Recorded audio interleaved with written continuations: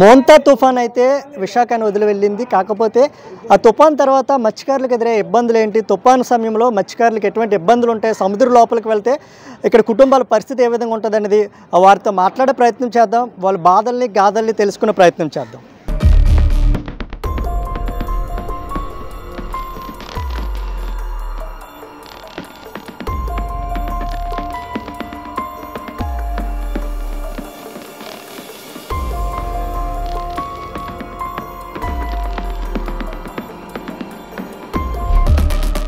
ప్రస్తుతం అయితే విశాఖ షిప్పింగ్ హార్బర్లో ఉన్న పడవల వద్ద ఉన్నాం. అయితే ఇక్కడ మొత్తం కూడా తుఫాన్ ఎఫెక్ట్ కారణంగా ఎక్కడికక్కడ కూడా ఫిషింగ్ అంతా నిలిపివేసిన పరిస్థితి ఉంది.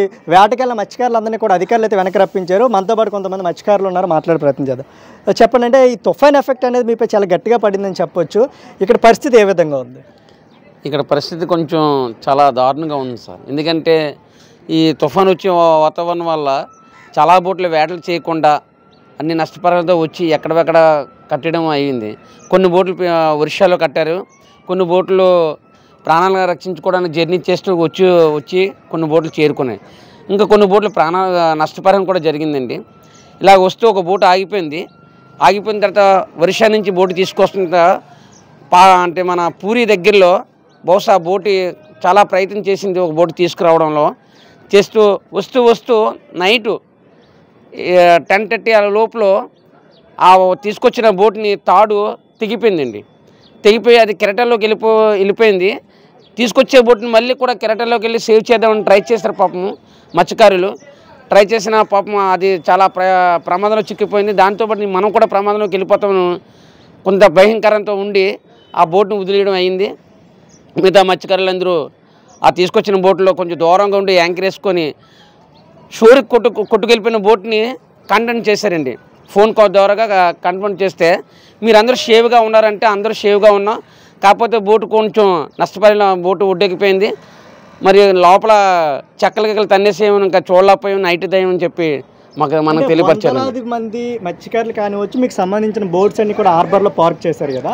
ఈ తుఫాన్ ఎఫెక్ట్ ఏమన్నా దీనిపై పడిందా? ఏమైనా డ్యామేజ్ అయిన బోట్లు ఏమైనా ఉన్నాయా?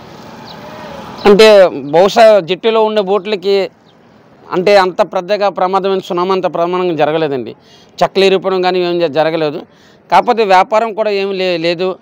వేటకి వెళ్ళడం పరిస్థితిలో అంతా కొంచెం చాలా ఇబ్బందిలో ఉన్నాం సార్. అంటే మీరంతా కూడా సముద్ర ప్రాంతానికి చాలా దగ్గరగా ఉంటారు కదా. ఇంటి వద్ద ఏమన్నా ప్రమాదం జరిగిందంటే సముద్రం కోతకు గురవడం కానీ, ఇల్లులు ఏమైనా డ్యామేజ్ అవ్వడం కానీ ఏమన్నా జరిగిందా? బహుశా సముద్రం దగ్గరలో ఉన్నాం సార్. ఈ తుఫానుకు మాత్రం అంటే ఇంట్లో డ్యామేజ్లు కానీ ఏమి అవ్వలేదు సార్. కొన్ని బోట్లు కొంచెం డ్యామేజ్ అవే. అవి బహుశా ఇంకా పూర్తిగా తెలియపరచలేదు. ఎందుకంటే జర్నీ చేసుకు వచ్చిన బోట్లు కొన్ని చాలా ప్రమాదాలు అంటే వల్ల పోవడం కానీ కొన్ని వస్తువులు పోవడం కానీ పూర్తిగా మన ఫిషింగ్ హార్బర్కి ఇంకా తెలియపరచలేదండి. ఇప్పుడు బహుశా సాయంత్రం అయింది కదా, ఈ సాయంత్రంలో మనం తుఫాను కొంచెం శాంతిగా ఉందని మా మత్స్యకారులందరూ మాట్లాడుకుంటున్నాం. బహుశా రేపటికి పూర్తి వార్తలు తెలుస్తాయని చెప్పి మీ టీవీ వారికి చెప్తున్నాం సార్. అంటే ఎటువంటి అవస్థ ఉంటుందండి? మీరు అంటే మొబైల్ సిగ్నల్స్ ఒక్కొక్క దగ్గర ఉన్న పరిస్థితుల్లో ఇది ఏమైనా ప్రమాదం జరిగినప్పుడు ఫిషింగ్ హార్బర్కి ఏ విధంగా మీరు కమ్యూనికేట్ చేస్తారు సార్? అదే ఈఎఫ్ సెట్ అనేది ఉంటుంది సార్. ఆ చెట్లో మాట్లాడితే కొంత జట్టులో ఇంకో బోట్లో బిగించిన వాళ్ళకి కాంటాక్ట్ అయ్యే పరిస్థితి ఉంటుంది. మొబైల్ సిగ్నల్ తరంలో GPS పరంగా వస్తాము. అంటే ఇప్పుడు ఇవి ఏదైతే ఉందో ఇక్కడ చేపలను ఎక్కడ నిల్వ చేస్తారు సార్? ఈ పడవకు సంబంధించి ఇందులో ఎక్కడ నిల్వ చేస్తారు? స్టోర్ కుసేలు అనేది ఉంటుంది సార్. స్టోర్లో ఐస్ పెట్టి ఉంచుతాము. 10 రోజులు అవ్వచ్చు, 5 రోజులు అవ్వచ్చు. ఇలాగా ఇక్కడ తీసుకొచ్చి మీరు ఫుడ్ అంటే ఇక్కడ ఒడ్డునుంటేనే ఈ పడవ అటు ఇటు ఊగుతూ ఉంది.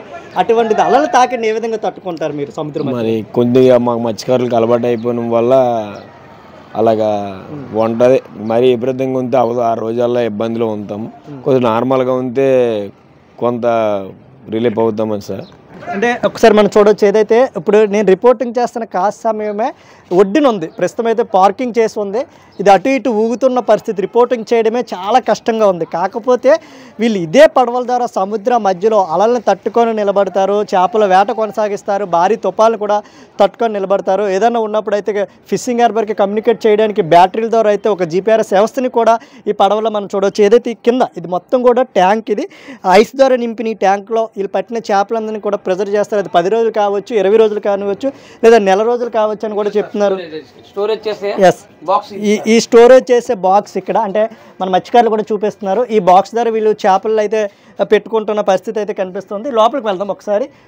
ఈ లోపల ఏదైతే ఉందో ప్రస్తుతం ఇది మెయిన్ మోటార్, పడవని మొత్తం కూడా దీని ద్వారా కంట్రోల్ చేస్తారు. రూమ్ అంటారు సార్, ఇది వంట చేసే రూమ్ అంటారు దీన్ని. వీళ్ళు కళాశాలందరూ స్టోరేజ్గా పడుకునే రూము ఇది సార్. ఇది లోపల ఇక్కడ ఈ రూమ్ లోపల కళాశాల అయితే పడుకుంటారు. ఓకే, ఎంతమంది ఉంటారండి? అంటే ఒక పడవకు సంబంధించి ఎంతమంది? 10 మెంబర్స్ ఉంటారండి. ఒకసారి వెనక్కి వెళ్ళే ప్రయత్నం చేద్దాం, ఒకసారి చూడొచ్చు. 10 మెంబర్స్ ఉంటారు సార్. ఇది డ్రైవర్ రూమ్ సార్. ఇది అంటే డ్రైవర్ క్యాబిన్ కూడా ఒకసారి మనం చూడొచ్చు. అంటే ఎవరైతే డ్రైవర్ ఉంటారో ఈ డ్రైవర్ ఇక్కడి నుంచి అంటే ఈ లోపల నుంచే వీళ్ళైతే పడవని కంట్రోల్ చేస్తూ ఉంటారు. ఇక్కడ చూడొచ్చు ఏదైతే చాలా ఓపెన్ ఏరియా, భారీ వర్షాలు పడినప్పుడు కానీ సునామీ వంటి ఎఫెక్ట్స్ వచ్చి తుఫాన్లు వచ్చినప్పుడు కానీ కేవలం ఈ క్యాబిన్కి ఉంటారా ఒకసారి? అవును సార్, ఇక్కడ ఉంటారు సార్. ఎవరైనా ప్రమాదంలో ఉన్న బోటు మనకు తెలియపరిచింది అనుకో ఈ ఏరియాకి వచ్చి మత్స్యకారులు అన్నీ చూస్తారండి. ఎంత దూరంలో ఉందో బోటు, వాళ్ళకి ఏమైనా రోప్ కానీ హెల్ప్ చేయడం కానీ తాళ్ళు హెల్ప్ చేయడం కానీ ఏదైనా ఈ ఏరియా నుంచి కలసలు కానీ వాళ్ళకి అవతల వాళ్ళకి హెల్ప్ చేస్తారండి. ఎన్ని రోజులు ఎక్కువ ఎన్ని రోజులు ఉండే? హైయెస్ట్ 10 రోజులు ఉంటారు సార్. 10 రోజులు ఉంటారు. కొంత టైం అంటే కెపాసిటీ పెట్టి కొన్ని బోట్లు కొన్ని కెపాసిటీ ఉంటుంది, కొన్ని బోట్లు కొద్దిగా ఎక్కువ ఉంటుంది. మినిమం 15-20 డేస్ వరకు చేస్తారు సార్. 10 to 20 డేస్ సముద్రంలో ఉంటారు. అప్పుడు వర్షాలు వచ్చినప్పుడు అండి బోట్లు ఊగుతూ ఉంటాయి అటు ఇటు? అవును సార్, వర్షాలు వస్తారు, క్యాప్టెన్లోకి వెళ్ళిపోతారు. మన బ్యాక్ సైడ్ ఇప్పుడు చూసాం కదా, అక్కడ మా చేపలు వేరడం కానీ ఒకదొక స్పేర్ చేసి కిందన పుష్పల్లో వేస్తారు సార్. ఆ వేసే స్టోరేజ్ చేస్తారు. అంటే గ్లాసులు ఏం బ్రేక్ అవ్వండి హెవీ తుఫాన్ అంటే మరీ హెవీ ఫోర్స్గా మనకి ఏమైనా కొడితే కొన్ని క్రాక్ అయ్యే అవకాశం ఉంటుంది సార్.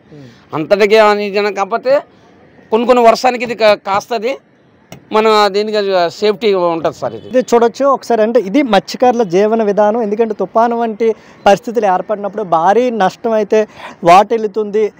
అంటే ప్రభుత్వం కూడా ఇటువంటి సమయంలో తమల్ని ఆదుకోవాలని గత 2-3 రోజులుగా వేట లేకపోవడంతో కూడా అనేక ఇబ్బందులకి గురవుతున్నామని మొత్తం కూడా ఎక్కడ చూడొచ్చు. జట్టీలో ఎక్కడ చూసినా కూడా ఈ తుఫాన్ ఎఫెక్ట్ కారణంగా కూడా పడవలన్నీ కూడా పార్క్ చేసి వదిలేసిన పరిస్థితి అయితే కనిపిస్తుంది. వేట లేకపోతే తమ కుటుంబాల పరిస్థితి ఏంటంటూ కూడా మత్స్యకారులు అయితే ఆవేదన వ్యక్తం చేస్తున్నారు. ఇటువంటి సమయంలో ప్రభుత్వాలు తమను ఆదుకోవాలని కూడా వాళ్ళు కోరుతున్న పరిస్థితి అయితే.